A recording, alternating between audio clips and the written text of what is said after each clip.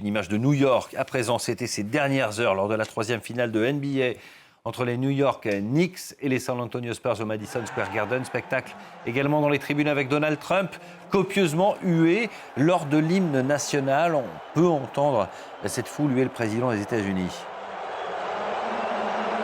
Voilà, c'est pas tout à fait une surprise. Donald Trump est désormais habitué à ce genre de scène.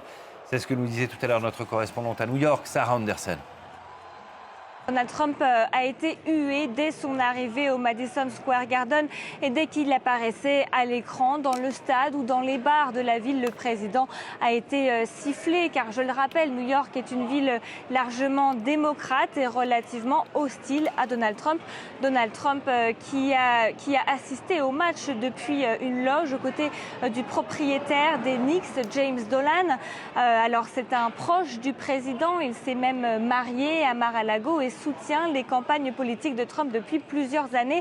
Alors bref, pour les New-Yorkais, eh bien, la présence du président américain passe mal, présence qui a par ailleurs nécessité un dispositif de sécurité hors norme avec des centaines d'agents du Secret Service et des milliers d'agents du NYPD tout autour de Manhattan pour assurer la sécurité de cette soirée historique.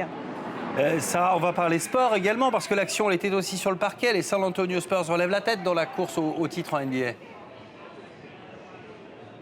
Effectivement, et c'est une déception ce soir pour New York. Les Knicks s'inclinent dans cette troisième rencontre. Certains supporters derrière moi vont même jusqu'à blâmer Donald Trump. Alors le match a été particulièrement serré, mais il a finalement basculé en faveur des Spurs. Une défaite qui fait mal ici à New York dans une soirée pourtant chargée d'espoir et d'attente pour les supporters qui rêvaient d'un scénario très historique à domicile, car il faut le rappeler, les Knicks n'ont pas été sacrés depuis 1973, mais rien n'est encore joué puisque il faut pour une victoire en NBA plusieurs victoires, il en faut 4 et les Knicks comptent donc déjà 2 victoires au compteur, donc rien n'est joué.